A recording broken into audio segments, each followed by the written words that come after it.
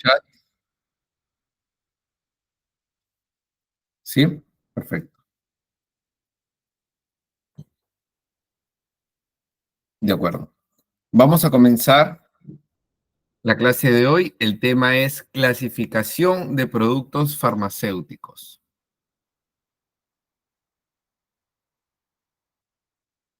Muy bien, ustedes ya me conocen.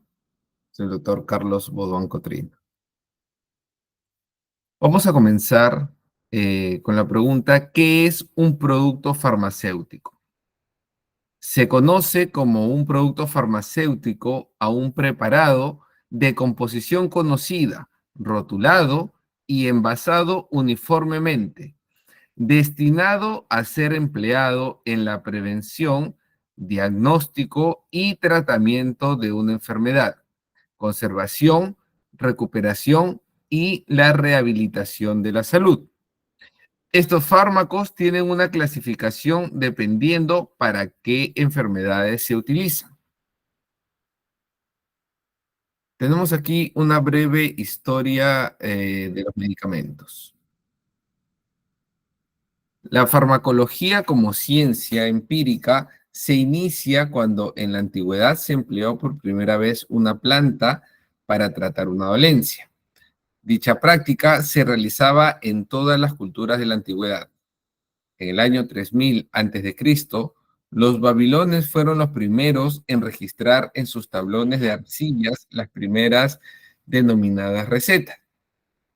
Hipócrates describe que el organismo estaba descrito por 4 humores: la sangre, flema, bilis negra y bilis amarilla. A su vez, él es el primero en citar fármacos como la escila, el opio, la genciana, beleño, azufre y arsénico, por lo cual a Hipócrates se le denomina el padre de la medicina. Como recordarán, en la primera clase hablamos sobre diversas plantas que utilizaban en la antigüedad, que utilizaban los incas para poder aliviar ciertas dolencias y que también lo usaban en otras culturas y posteriormente, a raíz del uso, el empleo y el conocimiento de estas plantas, se fueron desarrollando ya de manera sintética algunos medicamentos. Por ejemplo, aquí les voy a preguntar, ¿qué plantas, recuerdan ustedes que hablamos en la primera clase, era para la indigestión?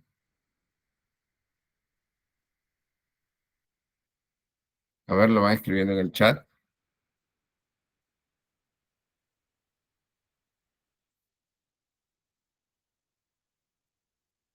¿Qué planta suele emplearse? Muy bien, Doris, la hierbabuena. ¿Cuál más? Muy bien, Marce, la manzanilla.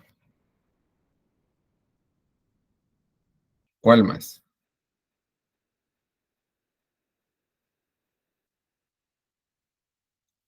Emma, muy bien, la muña. Rubí, el paico. Muy bien.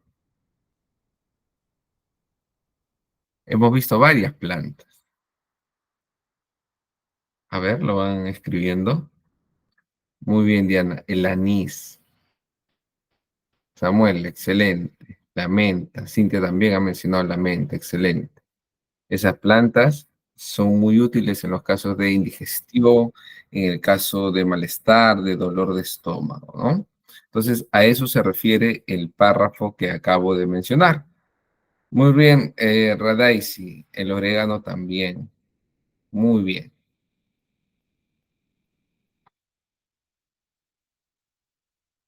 Como le mencionaba, a Hipócrates se le conoce como el padre de la medicina y él vivió del año 460 al 307 a.C. y es por él, al ser denominado el padre de la medicina, que los médicos cuando se reciben realizan el famoso juramento hipocrático, ¿no? Esto es en referencia al padre de la medicina. Muy bien, tenemos que los productos farmacéuticos para fines de registros sanitarios están comprendidos por medicamentos, productos biológicos, productos médicos, productos dietéticos y edulcorantes y medicamentos herbarios. Pero, ¿cuáles son los productos farmacéuticos? En esta denominación entran los medicamentos, pero también los cosméticos. Ambos constituyen categorías muy amplias en las que podemos encontrar muy distintos artículos. Sin embargo, todas sus variantes forman parte de los productos que se pueden encontrar en un establecimiento farmacéutico. Como les había comentado en la clase anterior, aquí en el Perú, la farmacia y la botica casi no tienen diferencia, pero en otros países como Estados Unidos tenemos a las drugstores, que son los centros donde se van a vender medicamentos, pero con prescripción médica. Y bueno, en estos medicamentos con prescripción médica tenemos, por ejemplo, los antibióticos. Tenemos también los medicamentos para la ansiedad y una gama amplia de medicamentos para los cuales es necesario acudir al médico para que le hagan una receta. Pero también tenemos los otros establecimientos denominados pharmacy. Aquí vamos a encontrar los denominados painkillers, como viene a ser el paracetamol o allá se conoce como Tylenol, el ibuprofeno, vamos a encontrar el naproxeno sódico, todos estos medicamentos. Pero a su vez vamos a encontrar productos estéticos. Y como habíamos tratado en la clase anterior, entran estos productos estéticos también en la denominación de medicamentos, algunos de ellos. ¿Por qué? Porque van a ser aplicados en la piel, en la epidermis, y son absorbidos de manera local, como hablamos en la clase anterior. Muy bien. El concepto de medicamento. En esta categoría entra toda sustancia medicinal que cumpla determinadas funciones. Estas pueden ser prevenir, tratar, diagnosticar, aliviar, paliar o curar enfermedades. Para ello, afectan a funciones corporales o al estado mental. Teniendo en consideración que dichos productos farmacéuticos podemos clasificarlos en medicamentos con prescripción y sin prescripción médica. Lo que les mencionaba hace un momento sobre la diferencia en los Estados Unidos de drugstore y pharmacy, debería ser, como en otros países, por ejemplo, en nuestro país vecino de Chile, no se puede comprar los medicamentos sin receta médica. Y esto está bien, este control está bien. ¿Por qué? Porque aquí en el Perú se puede ir a la farmacia y comprar antibióticos de manera deliberada. ¿Y qué produce esto? Una alta resistencia antibiótica. Entonces, ese es un gran problema para la salud pública, ya que un porcentaje muy alto de la población tiene resistencia antibiótica a la penicilina. Y como les menciono, es un problema de salud pública porque ya los establecimientos de salud, el Ministerio de Salud, tiene que adquirir otro tipo de medicamentos y obviamente son mucho más costosos, ¿no? Esto es en perjuicio del Estado. Es por ello que otros países, como Chile, optan por vender medicamentos solamente con prescripción médica. Muy bien, tenemos la clasificación de los medicamentos. Aquí yo les voy a preguntar, eh, a ver, Soraya indica, ahora piden receta médica para los antibióticos. Eso está muy bien, debería ser así, pero hoy en día hay establecimientos que no piden, pero me parece bien que lo hagan, ¿no? Para evitar la resistencia antibiótica. Y les preguntaba, ¿qué medicamento antipirético conoce? A ver, los leo en el chat. Muy bien. El paracetamol, muy bien. Repriman, perfecto. El metamizol, claro. El acetaminofén, que es el nombre genérico, pues, del paracetamol, el Panadol. Metamizol, muy bien. Perfecto. ¿Y cuál es la función del antipirético?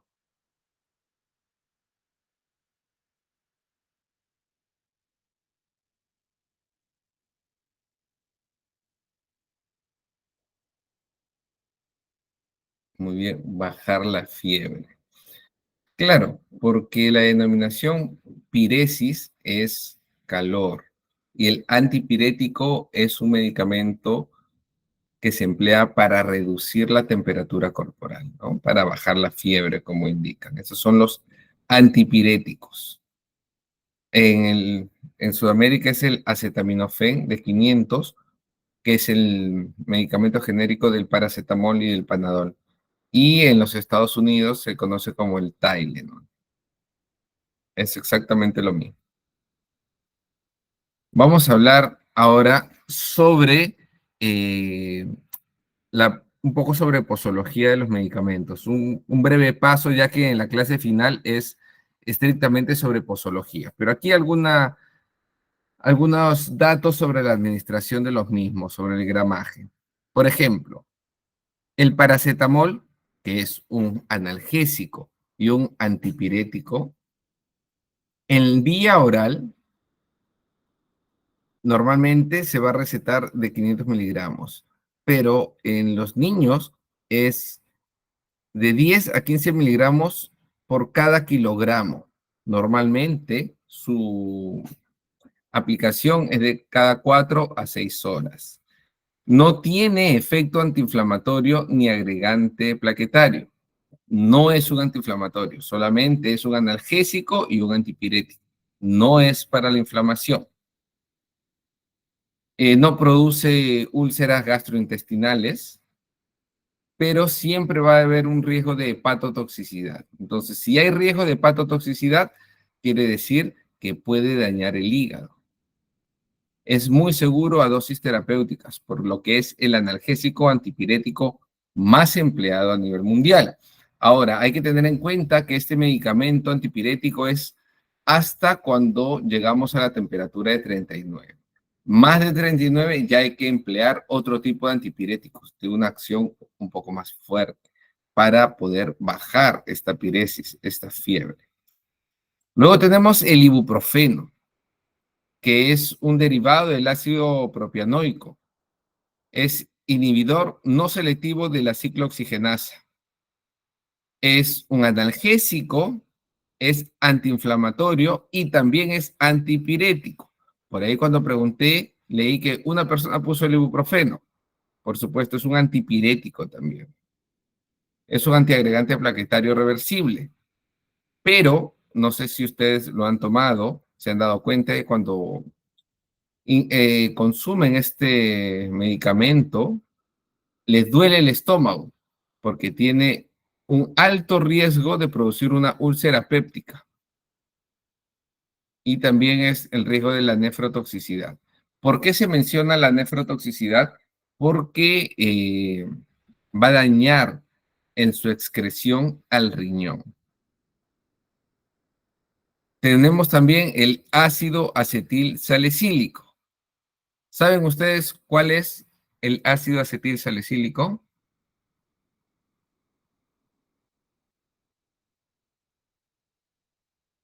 Muy bien, la aspirina. Y recuerdan, muy bien, ¿recuerdan en qué año se creó la aspirina? Lo hablamos en la primera clase.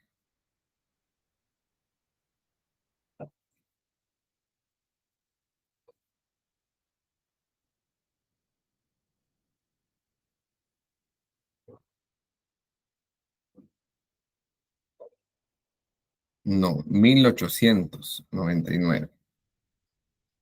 Y se distribuye por el laboratorio Bayer. Muy bien.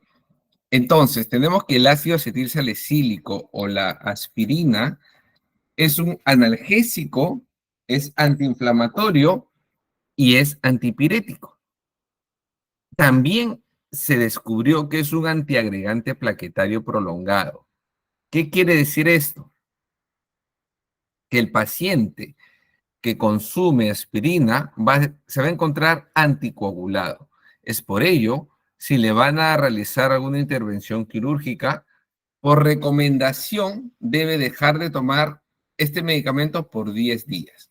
¿Por qué? Porque aquí dice que su efecto es prolongado, dura de 6 a 7 días, pero para no correr riesgos, siempre se tiene que tener un periodo de ventana, ¿no? Entonces, se indica que 10 días antes de la intervención quirúrgica no tome este medicamento, porque es un anticoagulante.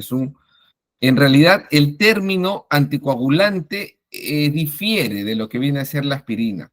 El anticoagulante, por ejemplo, es la warfarina, pero la aspirina o la cardioaspirina es un antiagregante plaquetario. Luego tenemos el medicamento diclofenaco, que es analgésico, antiinflamatorio y también es antipirético. En los riesgos aparece que puede producir sangrado gástrico y también tiene un efecto espasmolítico, quiere decir que va a eliminar los espasmos estomacales.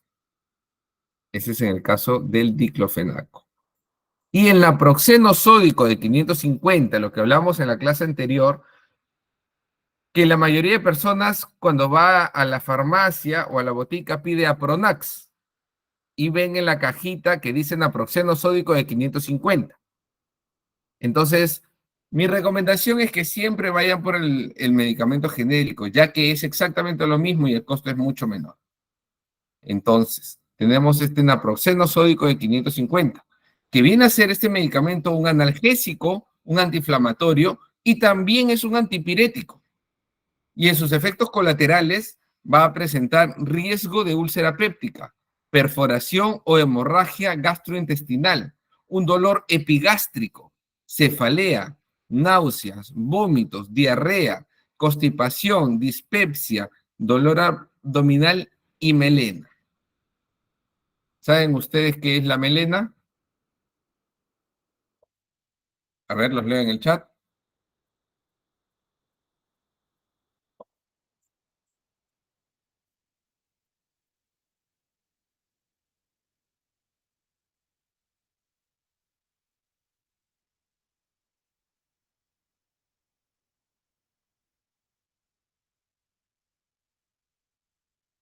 Muy bien. La melena es la coloración oscura de las heces. Es un color negro en las heces. Y esto se produce cuando hay una hemorragia gástrica. Quiere decir producida por una úlcera, normalmente una úlcera péptica, que puede ser debido a una úlcera medicamentosa, puede ser también debido a una gastritis no tratada. Entonces, la melena, cuando se presenta en el paciente, quiere decir que ya hay un sangrado. Y si ya hay un sangrado, hay que preocuparnos. Eso es cuando el color es negro, porque viene del tracto alto.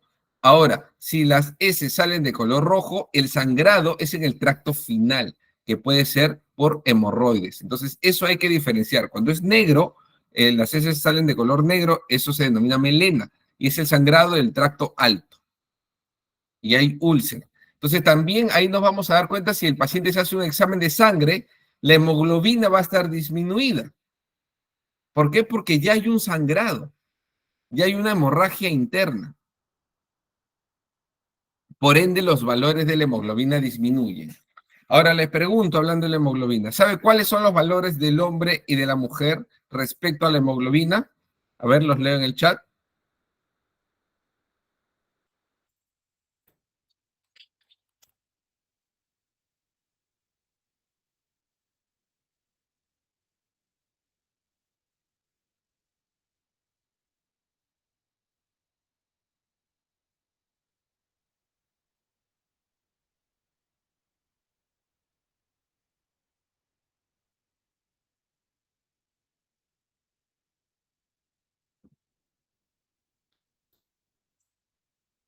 Muy bien, son dos valores. Las mujeres tienen el valor de 12 a 14 y los hombres de 14 a 16. Pero si un hombre tiene 13 en valores, no quiere decir que esté mal. Y si la mujer tiene 11, tampoco quiere decir que esté mal. Ahora, es preocupante cuando los valores bajan de 10. Y si el valor es menor a 9, ya estamos hablando de una anemia. Por ejemplo, a veces me preguntan, doctor, ¿y cuáles son los puntos a tener en cuenta en el caso de una cirugía, una paciente que esté internada? Muy bien. En ese caso, supongamos que la paciente tiene 7 de hemoglobina y la tienen que operar. Y a veces se demoran, ¿no? Y las personas pueden decir, pero ¿por qué no operan a su familiar? ¿Qué está sucediendo? Muchas veces es porque no llega a subir la hemoglobina. Tiene que tener como mínimo 10 de hemoglobina para entrar a sala de operaciones. Eso es muy importante. Entonces, las demoras muchas veces, aparte que por supuesto pueden ser la logística, la burocracia, en ese caso es importante que eleve los valores de la hemoglobina. Por supuesto, muchas veces se requiere transfusión de sangre, por supuesto, pero el valor tiene que llegar a 10 como mínimo para entrar a sala. Muy bien, tenemos también los medicamentos diuréticos, como por ejemplo la furosemida de 40 miligramos. En el caso de los medicamentos diuréticos, es importante su prescripción, por ejemplo, en los pacientes hipertensos que tienden a retener líquidos. Entonces, es importante administrarle estos medicamentos diuréticos para que el cuerpo, el organismo, se encuentre en homeostasis, se encuentre en una relación tal como corresponde entre la hidratación y la deshidratación. Porque si le dan a un paciente un diurético y va a estar yendo al baño, a miccionar, después va a estar deshidratado. Después va a tener sed, se va a sentir cansado, se va a sentir desorientado. Entonces, el diurético se tiene que prescribir cuando hay algún tipo de edematización, cuando hay algún tipo de problemas para ir a miccionar. Y también cuando hay problemas renales, pero eso lo vamos a ver más adelante. Tenemos ahora los antidiarreicos, como por ejemplo la loperamida. Antiguamente se vendía aquí en el Perú un medicamento, me parece que ya está descontinuado, que era el Donafán. Este medicamento, Donafán, era muy fuerte, ya que las personas que lo tomaban, pues, referían que no podían ir al baño 2, 3, incluso 4 días. Entonces, era demasiado, ¿no? ¿Cuál es la función de estos medicamentos antidiarreicos?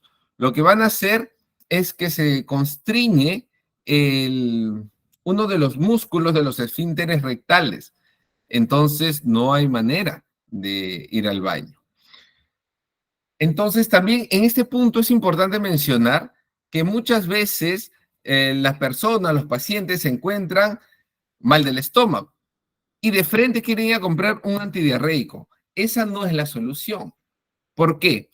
Porque muchas veces estos cuadros diarreicos se dan debido a una infección y la infección se tiene que tratar con antibiótico. No quiere decir que porque la persona toma un antidiarreico y ya no va al baño, la infección se terminó. No es así. La infección va a continuar y el paciente se va a sentir muy mal, muy adolorido porque no va a poder ir al baño. Y cuando hay un proceso infeccioso, se tiene que ir al baño porque es un proceso natural, ¿no? Ahora, en la terminología médica, cuando una persona acude al servicio hospitalario, se le pregunta cuántas veces ha ido al baño. Y la persona va a indicar 5 veces, 8 veces. A eso se denomina cámaras. Entonces, el médico en su historia clínica va a colocar, por ejemplo, 10 cámaras. Quiere decir que ha ido 10 veces al baño. Ahora, es importante mencionar que en los casos de diarreicos, que ya han pasado 2 días o un día y medio y ha ido al baño más de 10 veces, es de peligro no solo por la deshidratación, sino porque lo que conlleva esta deshidratación, como por ejemplo desorientarse y desmayarse. Si una persona se desorienta, puede tener cualquier tipo de accidente, ya sea en casa o saliendo. Y si se desmaya, se puede golpear la cabeza.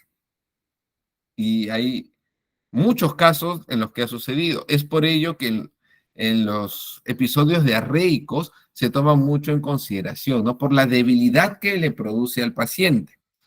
A lo que voy es que si están con el estómago, si están mal del estómago, tienen cuadros diarreicos, no tomen directamente un antidiarreico.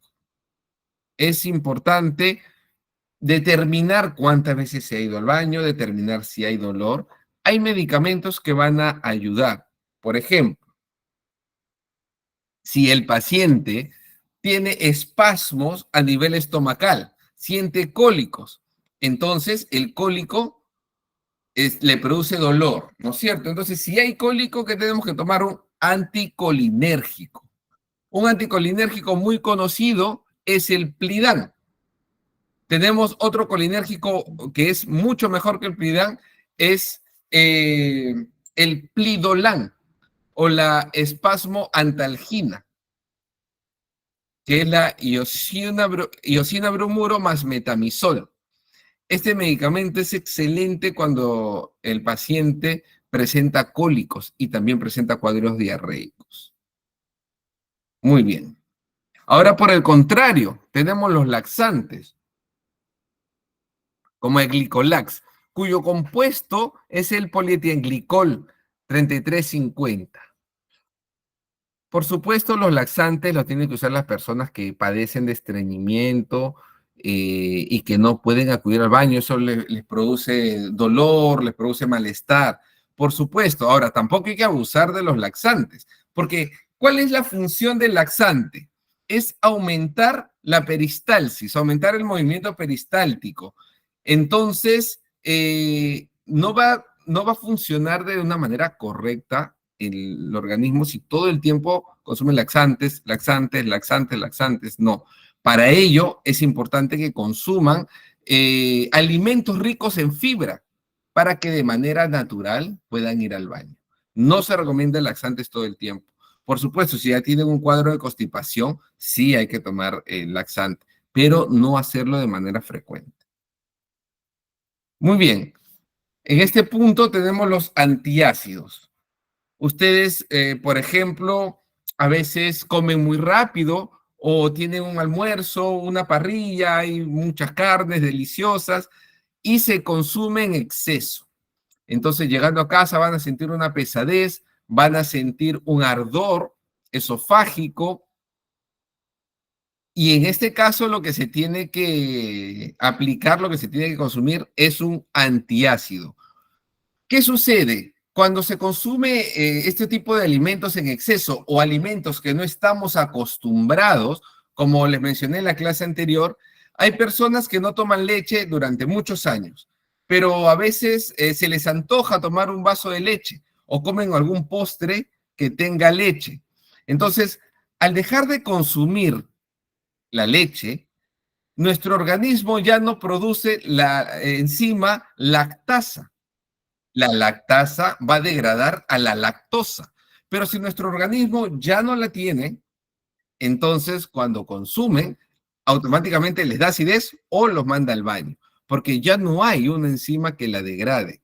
Lo mismo sucede cuando las personas dejan de comer carne por muchos años y de un momento a otro comen carne también. Su cuerpo no va a tener las enzimas para poder degradarlas, ¿no? Y van a ir al baño. Ahora existen enzimas digestivas para que puedan ayudar al organismo a degradar los alimentos que usualmente no consumen y también en los casos que se ha comido demasiado. La acción del antiácido es, como indica su nombre, combatir la acidez, el exceso de acidez estomacal. Entonces, lo que hace es regular el potencial hidrogenión dentro del estómago. Quiere decir que a mayor cantidad de comida, a mayor cantidad de alimento que nuestro organismo no puede digerir, aumenta la acidez. Esta acidez nos produce malestar, nos puede producir incluso reflujo. Entonces, este antiácido, como les reitero, su acción es regular el potencial hidrogenión. Y en este punto les voy a preguntar, ¿qué otros antiácidos conocen? A ver, los leo en el chat.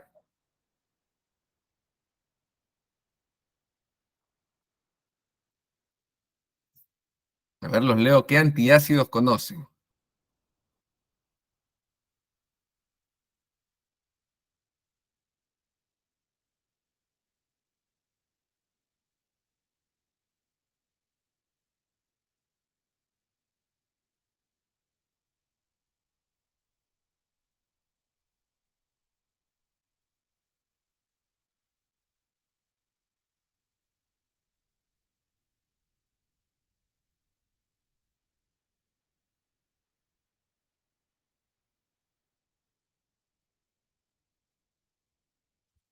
A ver, lo leo en el chat.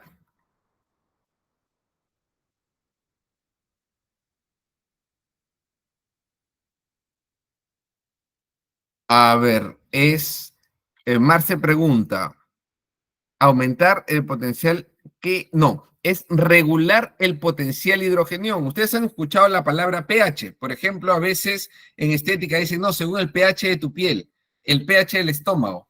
El pH significa potencial hidrogenión, que a veces está más ácido, a veces está más alcalino o también puede ser basal. Como les indico, cuando se consume mayor cantidad de alimentos o alimentos que nuestro organismo no puede digerir, se aumenta el potencial hidrogenión. Para ello tenemos que consumir un buffer. Este buffer viene a ser lo que estamos mencionando en este momento, que regula el potencial hidrogenión. Muy bien, Erika indica Milanta, Lila Acitip, Soraya Bismutol, Fernanda Gastroral, Aleida Malox, Nishmi Bismutol, Esperanza Milanta. Jover pregunta, ¿bicarbonato? Sí, hay bicarbonato medicinal. Obviamente también hay bicarbonato que es para otros fines, ¿no? Pero si es el medicinal, por supuesto que sí. Soraya Milanta, Carmen Bismutol, Diana Bismutol, Guevara Milanta, Radaisi Salandrus, Alcacerse, bueno, Bismutol. Muy bien, entonces todos estos medicamentos sirven para regular el potencial hidrogenio. Ahora, no sé si ustedes han visto que el bismutol, por ejemplo, viene en su presentación en jarabe, pero también vienen en dos pastillas, ¿no es cierto?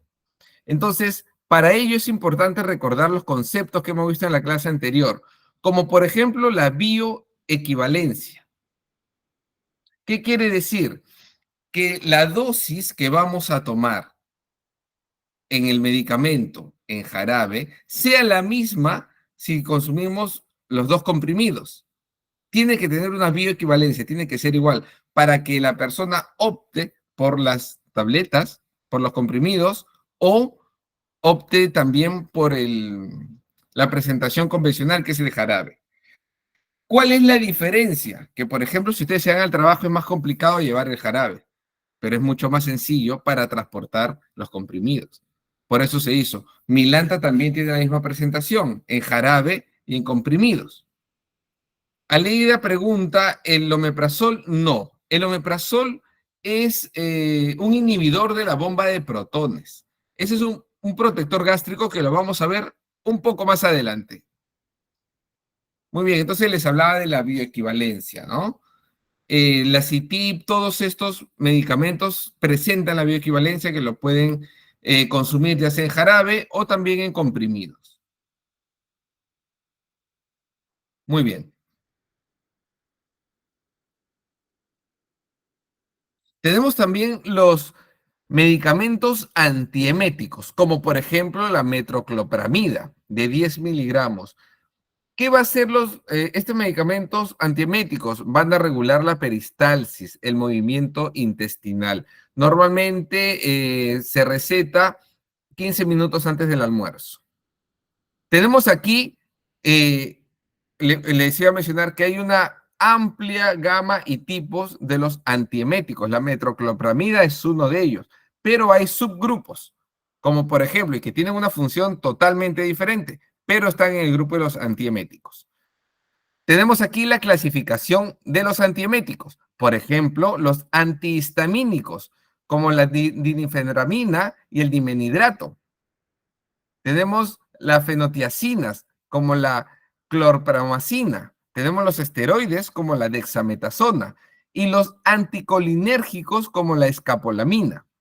Tenemos también las butirofenomas, como el aloperidol y el domperidona. El domperidona prácticamente ya no se usa. Y aquí, como les mencionaba, los anticolinérgicos como la escapolamina, ¿no? Y entre los anticolinérgicos les mencionaba, el más común es el Plidan, pero actualmente ya hay un medicamento que es mucho mejor, que es el Plidolan o la espasmoantalgina, que como les mencionaba, es La iosina bromuro más el metamizol. Y como hablamos en la primera clase, hay medicamentos en los cuales le tratamos de dar el nombre genérico, pero cuando ya hay una unión, una fusión, un sinergismo de los medicamentos, es un poco más complicado, ¿no? Así como les menciono la espasmotalgina. Es iosina bromuro más metamizol. Ahora, pueden comprar la iosina bromuro y el metamizol y tomarlo. Es exactamente lo mismo. Tienen que tener cuidado con el gramaje, ¿no? Pero en esos casos es mejor hablar ya del medicamento que combina ambos, ¿no? Para que no haya confusión al momento de comprar. Bien, justamente lo que me preguntaban.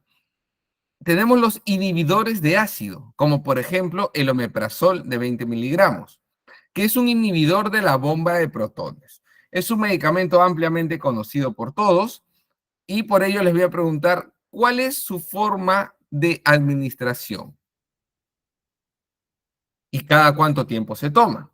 A ver, los leo en el chat.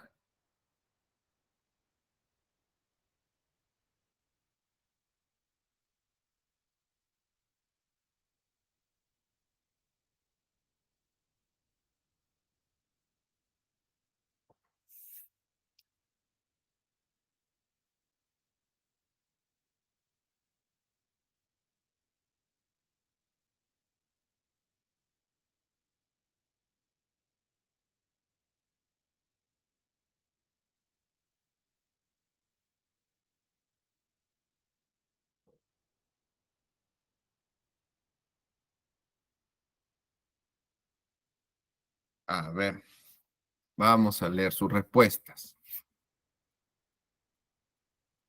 Muy bien, la vía de administración que pregunté es oral, en ayunas, muy bien. Nishmi, no, el omeprazol no se tiene que tomar 3 veces al día. El omeprazol es en ayunas, 15 minutos antes del desayuno, porque su acción es inhibir la bomba de protones. Quiere decir que es un protector gástrico, solo 1 vez al día, 15 minutos antes del desayuno. Tenemos diversas presentaciones de inhibidores del ácido, como por ejemplo, el más común es el omeprazol, pero tenemos también el esomeprazol, que ya tiene algunos compuestos mejorados, ¿no? El lansoprazol también. Y luego tenemos otro medicamento para fines similares como la ranitidina, de 300 miligramos. Pero la ranitidina se usa más en los casos de úlcera péptica, porque tiene un componente que permite la cicatrización de úlceras pequeñas. Y esta ventaja no la tiene el omeprazol. El omeprazol solamente es un inhibidor de la bomba de protones, es un protector gástrico. Pero la ranitidina tiene esa otra propiedad de cicatrizador de úlceras pequeñas. Luego tenemos los medicamentos expectorantes, como por ejemplo el Ambroxol en sus diversas presentaciones. Tenemos que tener en cuenta que hay dos tipos de tos, la tos productiva y la tos no productiva. La tos productiva es una tos con flema, que incluso puede llegar a producir sibilancia. Y la tos no productiva es una tos seca. Entonces, el expectorante es para la tos productiva, para la tos con flema. Y los antitusígenos son para la tos seca, como por ejemplo el cefraboncol, que es la cefalexina de 200 miligramos. Esto es para la tos seca, antitusígeno. El otro es un expectorante. Este es un antitusígeno. ¿Ya? Entonces, el expectorante es para la tos productiva y el antitusígeno es para la tos no productiva. Muy bien, luego tenemos otro potente expectorante como el dextrometorfano, que era muy recetado en los pacientes con COVID durante la pandemia. Muy bien, tenemos ahora los antihistamínicos. De esto hablamos un poco la clase pasada. Los leo en el chat. ¿Qué antihistamínicos conocen ustedes?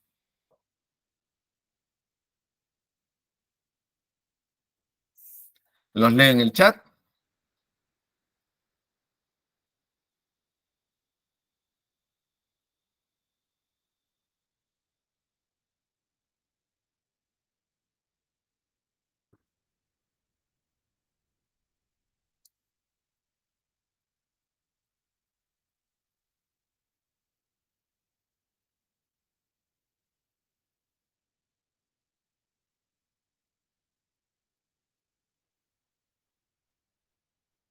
A ver, participemos todos.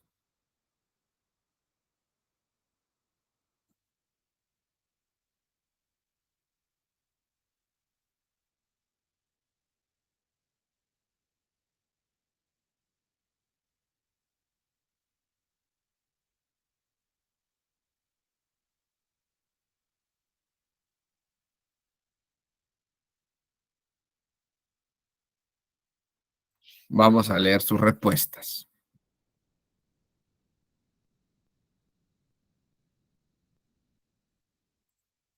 Doris cetiricina, Misael cetiricina, Juan Carlos clorfenamina, Soraya lo mismo, clorfenamina,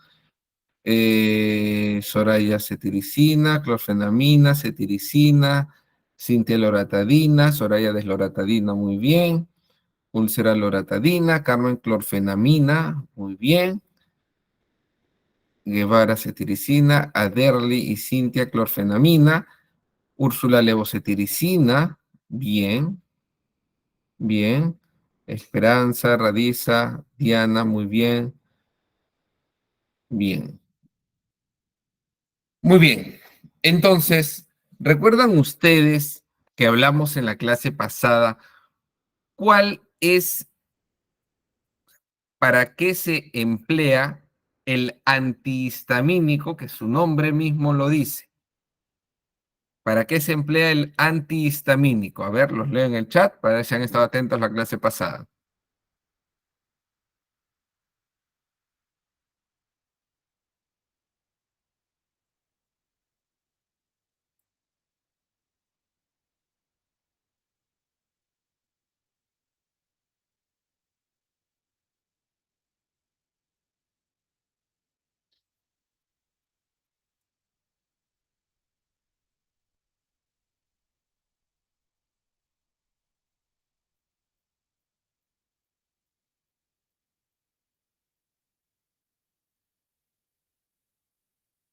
Muy bien. Johnny, Cintia, Diana, Juan Carlos, Cintia, Esperanza, muy bien. Doris, Carmen, Aleida, Mishmi, Misael. Misael, muy bien, para contrarrestar la histamina. Por eso es un antihistamínico que contrarresta la histamina. Muy bien por la respuesta, Misael. Claro. Y en general es para las alergias, ¿no? Entonces, el antihistamínico se va a emplear para bloquear, para reducir esta cascada de la histamina. Y habíamos conversado en la clase que, por ejemplo, cuando una persona va al campo y le pica un mosquito, se forman unas ronchitas. Esto es liberación de histamina. Es por ello que en ese caso tienen que tomar la loratadina, cetiricina, cualquier antihistamínico va a bloquear esta liberación de histamina y las ronchitas dejan de picar y a su vez disminuyen su tamaño. En los casos de alergia hay pacientes que están limpiando en casa, han levantado la alfombra, los peluches o algunos libros ya antiguos, algunos cuadernos. Entonces, esto produce alergia. Entonces, las personas comienzan a estornudar, los ojos se les ponen llorosos, se le ponen los ojos rojitos. En ese caso, es importante tomar un antihistamínico. También, ahora que estamos en época de invierno, hay zonas en la ciudad de Lima que son mucho más húmedas que otras. Entonces eso también produce algún tipo de alergia. Hay personas que son alérgicas al polvo, a los ácaros, al ambiente, al clima, a la humedad. Entonces todo este tipo de alergia, este conglomerado de alergias, se puede reducir con los antihistamínicos. Porque muchos pacientes presentan estas alergias y tienen un dolor, un malestar en los senos frontales. Este malestar produce cansancio, produce sueño y a su vez produce, y esto sucede mucho en los niños, que no se concentren en clases. Muy bien, Aleida indica el goteo nasal, el picazón, claro, lagrimeos. En los niños, esta pesadez a nivel de los senos frontales impide que estudien bien. ¿No? Porque van a estar cansados, van a estar con sueño. Entonces, es importante. Tampoco se puede dar el antihistamínico de manera indiscriminada. pero en muchos casos en invierno sucede, ¿no? ¿Y por qué se produce esta pesadez? Porque hay mucosidad. Entonces, esta mucosidad es producido por la alergia.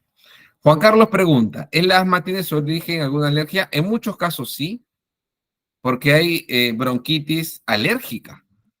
Hay bronquitis asmatiformes alérgicas. Por ejemplo, cuando una persona presenta sibilancia, presenta un problema, tiene broncoespasmo, ¿no? Una bronquitis asmatiforme, puede ser que sea derivada de un proceso alérgico. Por ejemplo, si el niño es asmático y a su vez es alérgico y está jugando con los peluches, o está en casa el día que, un domingo que los padres están haciendo limpieza. Cuando se levanta polvo y el niño es alérgico, va a empezar a tener primero un lagrimeo, un malestar a nivel nasal y luego comienza la sibilancia. Entonces, sí, por supuesto, tiene en muchos casos el origen alérgico que conlleva una bronquitis asmatiforme. De la misma manera, si el niño está durmiendo en un colchón que ya tiene mucho tiempo, que no ha sido limpiado de la manera correcta y tiene ácaros, y el niño es alérgico a los ácaros, por supuesto que va a derivar en una bronquitis asmatiforme. Entonces, es importante en los niños que presentan asma que el cuarto, la habitación se encuentre totalmente limpia, que no hayan peluches, que no hayan alfombras, que no haya exceso de cuadernos, de libros. Por supuesto, si están en el año escolar, tienen que tener sus cuadernos, pero no es bueno guardar cuadernos que son muy antiguos. Y si lo van a hacer, que no esté en la habitación del niño. Importante que no tengan peluches, que no haya alfombra, que haya un correcto aseo en la habitación. Los olores fuertes también le pueden producir algún tipo de, ya que hablamos del asma, algún tipo de reacción asmatiforme. Es por ello. También incluso hay procesos asmatiformes que son por, a causas psicológicas, ¿no? Por nerviosismo, por ese tipo de causas también. Muy bien.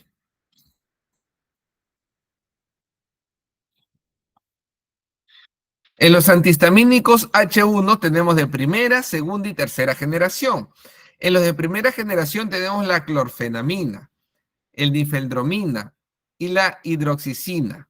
En los de segunda generación tenemos los más conocidos como la loratadina, la cetiricina, el cototifeno y la rupatadina. Y los de tercera generación tenemos la levocetiricina, la desloratadina y la fexofenadrina. Estos medicamentos que les he mencionado de tercera generación, por supuesto, son mejores.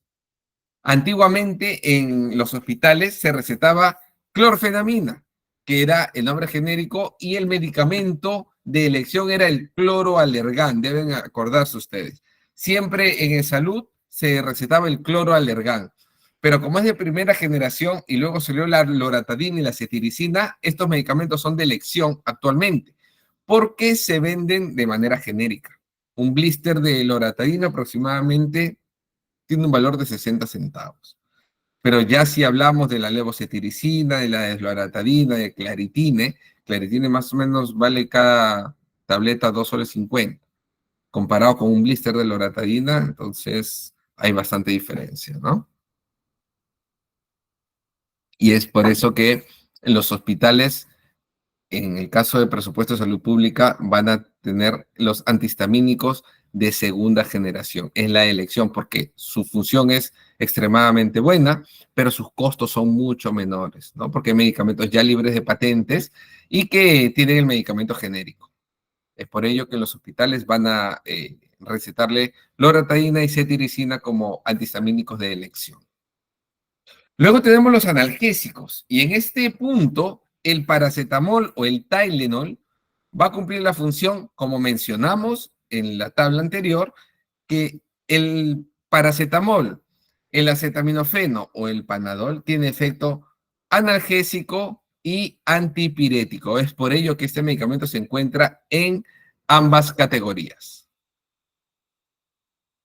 Entonces, lo que hace el analgésico es elevar el umbral del dolor. para que ya no lo sienta, ¿no? Es diferente al antiinflamatorio. El antiinflamatorio va a desinflamar la zona que se requiere. El analgésico, lo que se conoce en inglés como painkiller, quita el dolor nada más.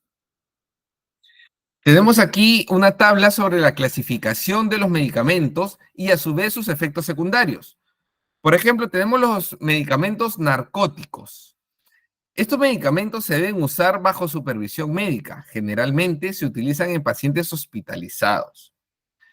Tenemos entre los medicamentos la morfina, codeína, hidrocodona, hidromorfona, metadona, tramadol, fentanilo, oxicodona, meperidina. Sus efectos secundarios, y aquí quería acotar lo siguiente. Probablemente en algunas películas ustedes han visto que hablan de la codeína, de la hidrocodona, de la metadona, el fentanilo. Por ejemplo, el fentanilo es una droga que está causando mucho estrago en los Estados Unidos, especialmente en el estado de Pensilvania y en la ciudad de Filadelfia, porque hubo un descontrol en la administración del fentanilo. Y es lo que no sé si han visto en las noticias o a través de las redes sociales, que se les conoce como la droga zombie. Esa droga zombie es el fentanilo. Es muy peligrosa esta droga. En realidad todas estas, ¿no? Y como se ve en las películas, buscan este tipo de drogas. ¿Por qué? Porque las venden en las farmacias. En las drugstores las venden bajo prescripción médica. ¿Por qué? Porque las personas que tienen problemas con drogas, digamos, con heroína u otro tipo de drogas altamente adictivas, cuando pasan a la rehabilitación, no les pueden cortar de un momento a otro el consumo de drogas porque les da el síndrome de abstinencia y pueden fallecer o pueden atentar contra su vida. Entonces, lo que hacen es prolongarle en la dosis y prescribirle medicamentos narcóticos que son, por supuesto, regulados por los médicos y que son legales, como por ejemplo la hidrocodona, la metadona, el fentanilo, la oxicodona. Y poco a poco les van a ir espaciando las dosis hasta que lleguen a dejar, pero de ninguna manera les pueden quitar esta, estas sustancias porque, como les menciono, ingresan en esta etapa de abstinencia y es sumamente peligrosa. Estos medicamentos altamente adictivos que les acabo de mencionar tienen sus efectos secundarios, como por ejemplo, alteran la percepción de los pacientes, causan una gran dependencia, producen estreñimiento. Las dosis elevadas pueden provocar somnolencia y sensación de náuseas. Su consumo excesivo puede causar desde depresiones respiratorias hasta el coma. Por eso es que hay muchos pacientes que consumen este tipo de medicamentos y que llegan a fallecer porque ya no se alimentan, están desnutridos, van a adquirir otro tipo de enfermedades debido a que su sistema inmunológico está totalmente deprimido. Luego tenemos, respecto a la clasificación, los medicamentos no narcóticos. Son adecuados para el botiquín, ya que se van a emplear para diversos tipos de dolor. Son seguros siempre que se utilicen en las dosis correctas. Por ejemplo, tenemos los medicamentos, el ácido acetilsalicílico, el paracetamol, la indometacina, el sulindac, el etodolac, el ketorolaco, diclofenaco, ibuprofeno, naproxeno, ketoprofeno. Tenemos la oxaprocina, el ácido mefenámico, el piroxicam, que era muy empleado en los establecimientos de salud aquí en el Perú, este medicamento piroxicam. Tenemos también la dipirona. Estos medicamentos son seguros, pero como todos los medicamentos, van a tener siempre efectos colaterales y efectos secundarios. Entre ellos vamos a encontrar, primero, no generan dependencia, no alteran la percepción, pero sí puede irritar el estómago, son gastrolesivos, pueden producir gastritis medicamentosa o úlceras medicamentosas. El consumo excesivo de los mismos puede provocar, como les mencionaba, úlceras pépticas, que son úlceras en el estómago o también en el duodeno. Muy bien, como les mencionaba, son medicamentos gastrolesivos. Tenemos ahora los medicamentos antivirales. Muy bien. Entre los medicamentos antivirales tenemos, por ejemplo, el aciclovir. Tenemos que recordar que el virus no tiene vida. El virus no está vivo, por lo cual no se le puede matar como a una bacteria. El virus lo que hace es parasitar una célula y una vez que la parasita se va a replicar, tiene replicación ribosómica, pero el virus no está vivo. Es por ello que se dice, ¿no? Que a veces es peligroso ingresar a ciertas zonas porque pueden haber virus de hace mucho tiempo. Y sí, sí puede suceder, porque el virus no tiene vida. El virus necesita una célula para poder parasitarle y para replicarse, ¿no? De una replicación ribosómica. Entonces, como el virus tiene una rápida replicación, ¿qué es lo que hace el aciclovir o el antiviral? Evita esta replicación ribosómica. Evita. Pero, por ejemplo, como les mencioné en la primera clase, si una persona tiene una gripe, por supuesto la gripe es viral, el proceso viral de la gripe dura de 7 a 10 días y va a continuar su curso. La replicación viral empieza a aumentar, llega a un punto álgido y luego empieza a disminuir esta replicación ribosómica. Van a tener el proceso de 7 a 10 días. Pero los medicamentos antigripales lo que hacen es menguar los síntomas. Nada más. No le van a quitar el resfrío. Ustedes pueden seguir contagiando, pero solamente va a menguar los síntomas. Ahora, también es importante mencionar que hay personas que tienen una herida a nivel del labio, tienen como unas pápulas, unas máculas en esa zona del labio. Y antiguamente se decía, ah, seguro te ha picado la araña en esa zona. Bueno, eso no es así. O le decía, tiene calor al estómago. Bueno, eso no es así. Esa lesión se llama gingivoestomatitis herpética y es producida por el virus del herpes simple. Cuando una persona adquiere el virus del herpes, ya sea herpes simple o herpes zóster, lo va a tener toda la vida. Así que si ustedes han tenido esas lesiones, como unas bolitas en la zona superior del labio, la van a tener siempre. Eso no se puede eliminar ya del organismo. Y solamente se van a manifestar cuando el sistema inmunológico se ha visto disminuido, se ha visto menguado, cuando uno está muy estresado o cuando está deprimido.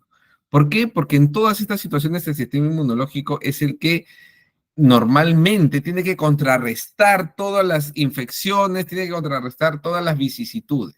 Pero si este sistema inmunológico se ve menguado, se ve disminuido, ya no va a poder contrarrestar todos estos microorganismos que tenemos en el organismo. Y si ya tienen presente el virus del herpes simple, cuando estén estresados, cuando estén enfermos o cuando estén deprimidos, este virus va a proliferar. Lo mismo sucede con el virus del herpes zóster. Hay personas que tienen en la zona del plexo, en la zona de las piernas y les aparece cuando están muy estresados. En el caso de la gingivoestomatitis herpética, lo que se tiene que aplicar es el aciclovir de 5 al 5%, se lo aplican en esa zona durante 4 días. Y a su vez tiene que tomar el aciclovir de 800 miligramos una vez al día. Muy bien. Hay diversos tipos de medicamentos antivirales, como por ejemplo el cidofovir, que se emplea para la retinitis por citomegalovirus. Y en las reacciones adversas vamos a tener la iritis, uveitis, hipotonía ocular. Tenemos la ribavirina, que es en los casos de hepatitis C crónica. El vanclaciclovir, en caso de retinitis por citomegalovirus, al igual que el primer ejemplo. La amantadina, en caso de profilaxis y tratamientos de gripe A. Tenemos, por ejemplo, en el caso de VIH, el atazanavir, pero actualmente hay otro medicamento para el VIH que en el Perú ya se está prescribiendo y es de manera gratuita, que es el Pragma. Este medicamento Pragma es un medicamento sumamente bueno, baja la carga viral de tal manera que las personas ahora pueden prolongar su vida. Antiguamente se indicaba que el organismo ya no resistía el sistema inmunológico más de 12 a 15 años. Con estos nuevos medicamentos se alarga muchísimo la vida del paciente portador de a los pacientes seropositivos. Muy bien. Ahora tenemos los medicamentos antiasmáticos. Y aquí les voy a preguntar cuáles son los medicamentos antiasmáticos que ustedes conocen.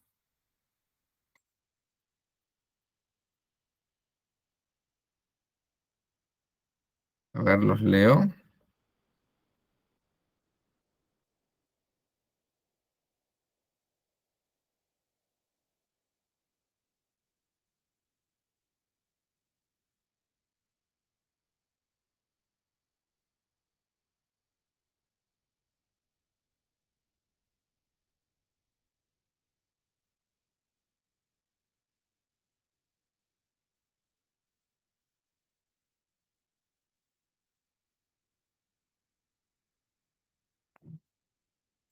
A ver. Muy bien, los leo. Juan Carlos pregunta, ¿y las pústulas al interior de la boca es señal de herpes simple? Usualmente el herpes simple se manifiesta en la zona superior del labio superior. Kimi pregunta, ¿qué es el citomegalovirus? Es una condición viral, pero no está asociado a algún tipo de transmisión directa de animales, ¿no? Es una infección viral que adquieren las personas y lo mismo ya queda en el organismo. Bien, Soraya, Carmen, Kimi, Guevara, Aderli indican el salbutamol, Soraya el Ventolin, Radaisi, Fernanda, Cintia salbutamol. Muy bien, la mayoría conoce el salbutamol. Vilma, muy bien, la beclometasona. Bien. Aleida, muy bien, la budesonida ya es de una nueva generación. La budesonida es un excelente medicamento. El salbutamol de 100 miligramos se tiene que aplicar cuando el paciente tiene un broncoespasmo, cuando presenta sibilancia. La forma de administración es mediante 2 dosis con intervalos de 1 minuto. Ahora, ¿qué sucede con el salbutamol o el Ventolin? Es altamente adictivo. Es por ello que se crea posteriormente el medicamento budesonida, porque tiene la misma propiedad, desinflama rápidamente, al igual que el salbutamol y el Ventolin, los alveolos, los sacos alveolares, que producen la sibilancia por estar produciendo demasiada flema. Están inflamados. Entonces, este medicamento desinflama rápidamente los sacos alveolares. Pero los pacientes que consumen este tipo de medicamentos refieren que hay una alta dependencia y el efecto es corto. El efecto es 8 horas, a veces es 6, incluso a veces es 4 horas. Pero en el caso de la budesonida, el efecto es mucho mayor, puede ser incluso hasta 24 horas. Entonces, como hay un efecto mayor, el paciente asmático se siente más tranquilo y de esta manera va rompiendo la dependencia hacia el Ventolin o al salbutamol. Por supuesto, el costo es mucho mayor.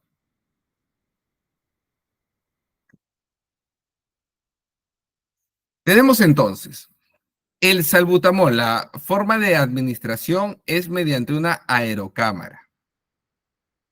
En una crisis leve se deben hacer de 2 a 4 dosis. En una crisis moderada puede ser de 4 a 8.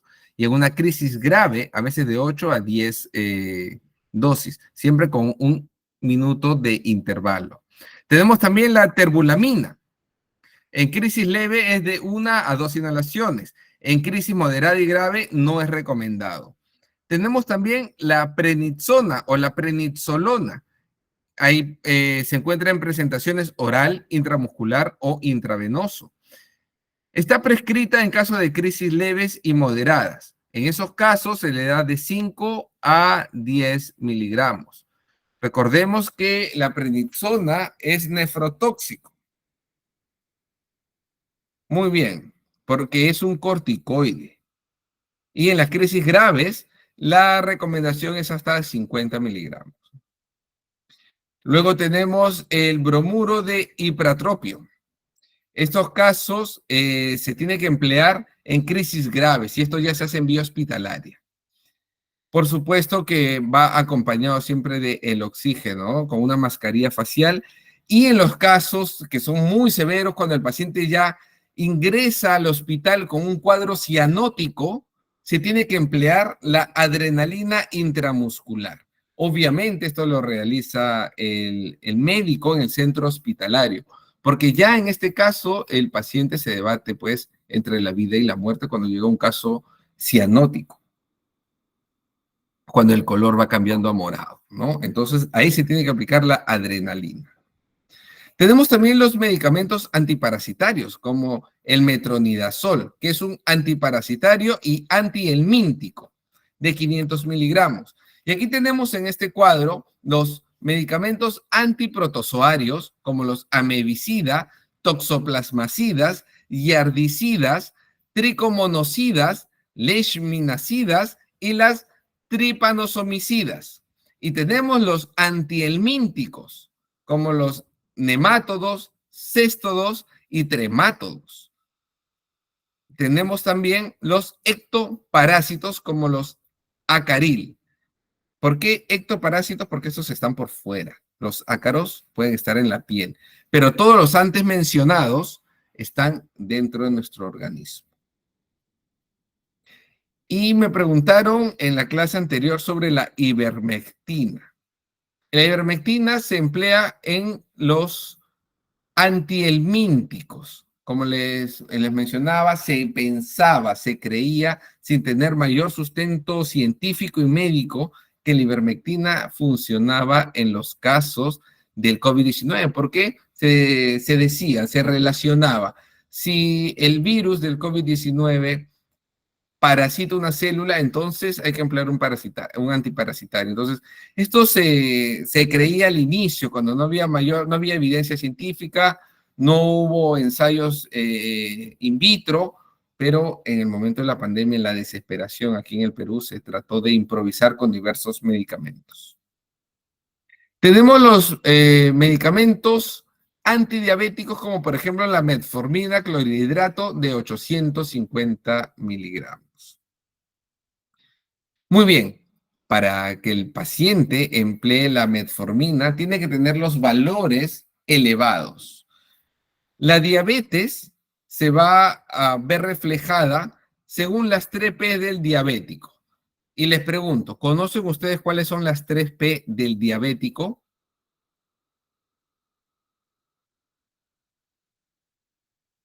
Muy bien, los leo. ¿Cuáles son las 3P del diabético?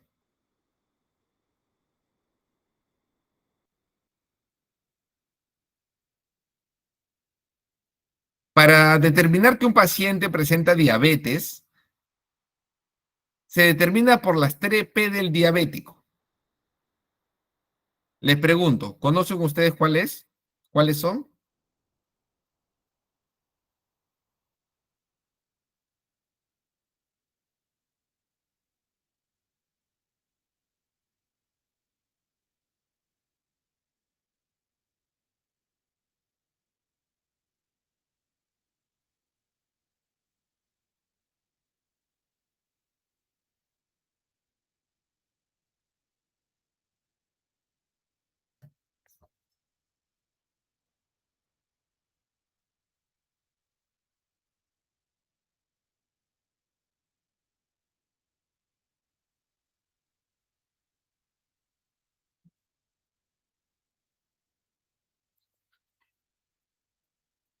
A ver, voy leyendo, hay algunas preguntas, muy bien, he visto que están presentes.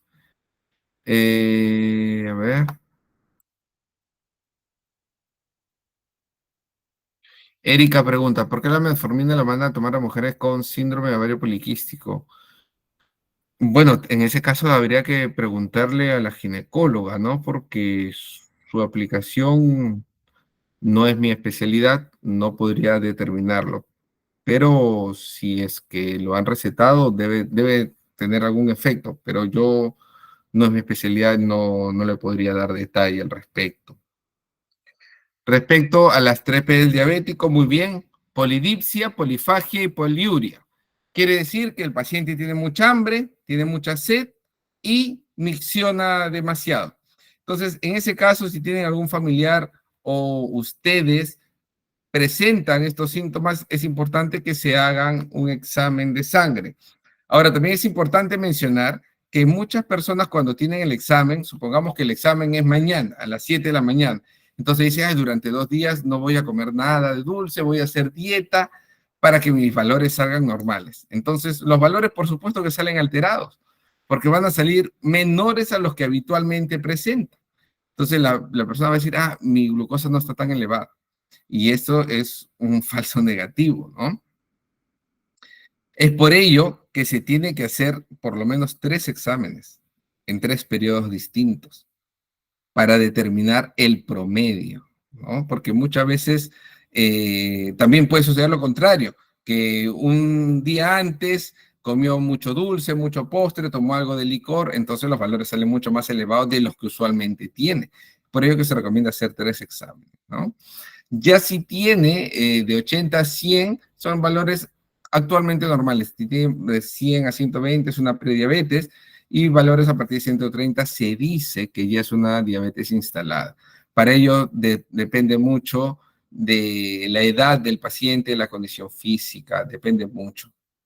Y en los casos de metformina ya lo tiene que evaluar el médico endocrinólogo, en qué casos lo va a mantener con dieta, en qué casos van a prescribirle la metformina, incluso en qué casos ya tiene que ser tratado con insulina. Para ello se tiene que hacer otro tipo de exámenes. Muy bien. Tenemos ahora los medicamentos hipertensivos como el captopril sublingual que hablamos en la clase pasada. ¿Qué otros medicamentos antihipertensivos conocen ustedes?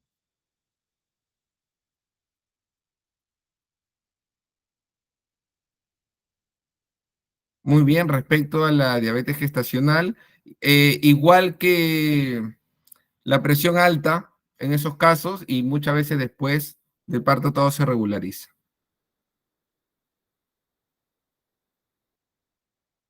Muy bien, a ver, los leo. La cardioaspirina no es un antihipertensivo, es un antiagregante plaquetario. A ver, los leo.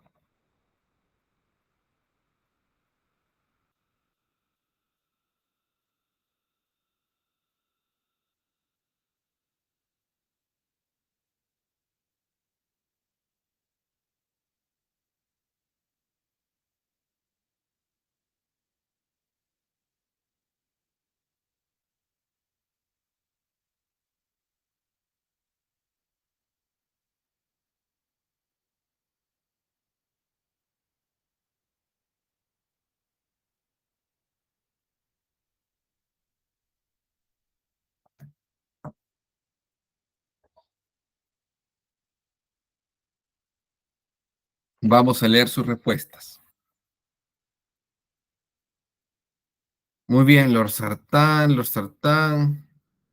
metildopa, valsartán, enalapril, captopril, losartán, benacepril. Muy bien, todos ellos vía oral. Y recordemos que en los casos de un aumento súbito de la presión, es importante que tengan en casa el captopril sublingual. ¿Recuerdan ustedes por qué el captopril tiene una acción más rápida que el orsartán, el enalapril, los medicamentos que son por vía oral? ¿Recuerdan ustedes por qué el captopril actúa más rápido? A ver, los leo.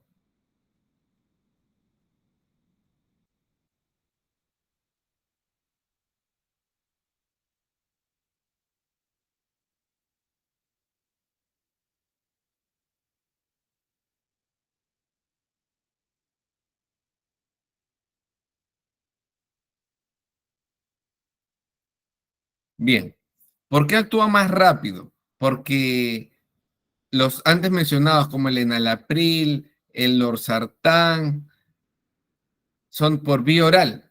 Y por vía oral, el medicamento va siempre a tener el fenómeno del primer paso hepático. Pero el captopril, su vía de administración es sublingual.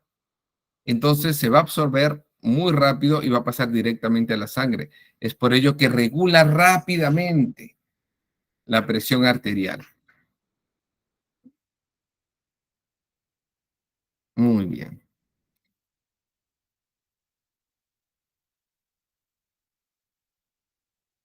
Y aquí tenemos pues los antihipertensivos más empleados, como el enalapril, tenemos la clortalidona, amlodipino, el captopril, atenolol, el hidroclorotiazida, nifedipino, metildopa, dialtecen, losartán, propanolol, venamipilo, todos ellos son antihipertensivos. La diferencia es que el captopril es sublingual y todos los demás son por vía oral. Tenemos también los medicamentos hormonales como el levonorgestrel. Tenemos los anticonvulsivos como la pregabalina de 25 miligramos. Son medicamentos en el uso de pacientes con epilepsia, pero también la pregabalina tiene otras indicaciones. Luego tenemos vitaminas, ¿no? Como por ejemplo la vitamina más empleada es la vitamina B12. Todas las vitaminas son importantes, pero hay vitaminas que el organismo, por ejemplo, supongamos que ustedes necesiten, por poner un número, 20 miligramos de vitamina B12. Y ustedes toman alrededor de 200 o 300 miligramos, ¿no? En el transcurso del día. Entonces, el organismo solo va a absorber la cantidad que necesite, lo demás lo van a eliminar y van a ver que su orina va a salir o naranja o muy un amarillo muy fuerte, ¿no? Porque el organismo solo va a absorber lo que necesita. Y si no necesita mayor cantidad de vitaminas, el organismo no lo va a absorber y simplemente las van a eliminar, ¿no? ¿Qué vitaminas son importantes? Por ejemplo, la vitamina B12, el magnesio también es importante.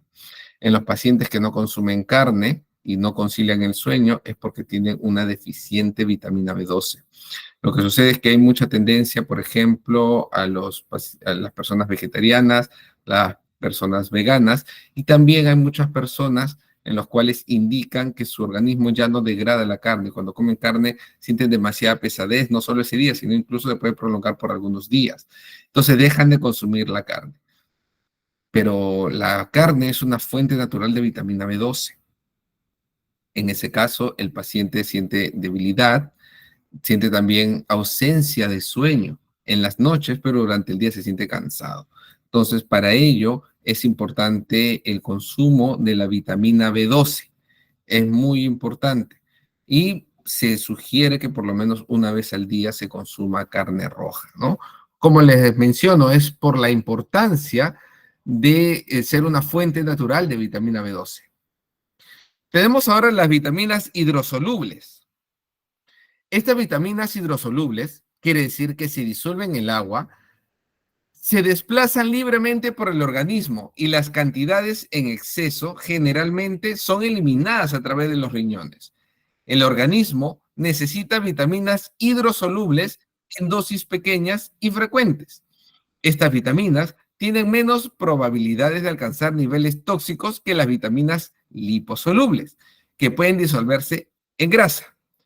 Pero la niacina, la vitamina B6, el folato, la colina y la vitamina C tienen límites máximos de consumo.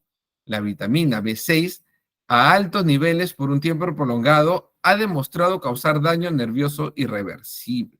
Es por ello que no se debe tomar vitaminas de manera indiscriminada, solamente las vitaminas que requiere el organismo, ¿no? Por ejemplo, exceso de aftas a nivel de los labios o de la zona interna de la boca. Es una falta de vitamina C. Entonces hay que consumir más vitamina C. Y, por ejemplo, personas que no se exponen demasiado al sol, entonces hay que consumir vitamina D, ¿no? Entonces, más o menos así. Por ejemplo, tenemos también fuentes naturales. Tenemos la vitamina B1, B2 y B3, que nutren el sistema nervioso, el estrés y el insomnio, ¿no? La podemos encontrar en el choclo, la podemos encontrar en el trigo. Tenemos la vitamina B5, que colabora en la producción de hormonas. Por ejemplo, tenemos la vitamina C, que es un potente antioxidante y la podemos encontrar en la manzana y en el pimiento. La vitamina B9 y B12 aumenta la fertilidad, el embarazo y el desarrollo del feto. A su vez, previene la anemia. La vitamina B7 es para el ectodermo. El ectodermo es el cabello, la piel y las uñas. Y tenemos la vitamina B6 que mejora la circulación. Tenemos también las vitaminas liposolubles. Las vitaminas liposolubles se almacenan en las células del cuerpo y no salen del cuerpo del organismo con tanta facilidad como las vitaminas hidrosolubles. No necesitan consumirse tan a menudo como las vitaminas hidrosolubles, aunque se necesitan en cantidades adecuadas. Si consume demasiada cantidad de una vitamina liposoluble, podría volverse tóxica.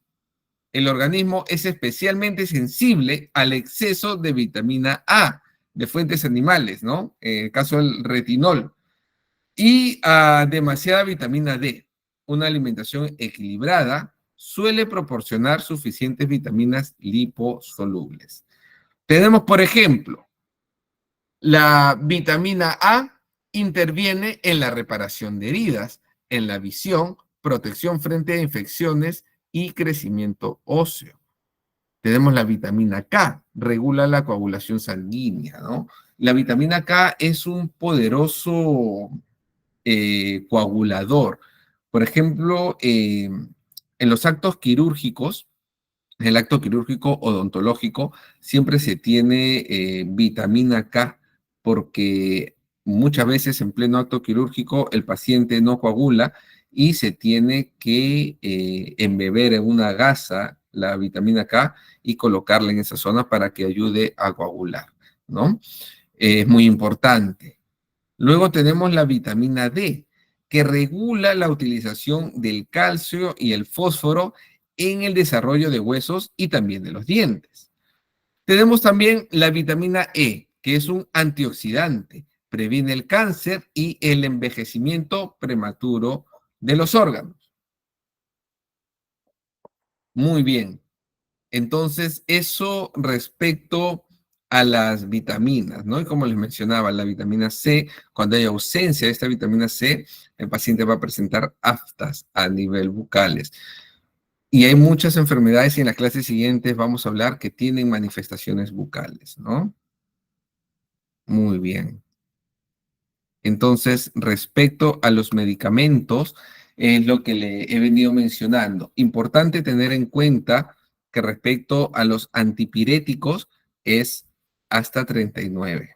A partir de 39 ya se tiene que emplear otro tipo de medicamentos como la antalgina, la novalgina. También es importante mencionar que en el caso de los laxantes no se deben usar demasiado. En los casos que el paciente tenga cuadros diarreicos, tampoco es bueno que, que consuman los antidiarreicos. Es mejor llegar a saber cuál es la causa, por qué tiene este tipo de, puede ser una infección estomacal o puede ser una gastroenterocolitis. Entonces, cuando hay una enterocolitis, no se requiere antibiótico. Ya cuando hay una infección estomacal, y para ello es importante las muestras de heces, ahí se tiene que administrar antibiótico. Pero en ninguno de los casos mencionados se tiene que tomar un antidiarreico, porque esto no va a eliminar el cuadro. El hecho que ya no vayan con tanta frecuencia al baño no quiere decir que el cuadro diarreico pues se mejoró o que desapareció.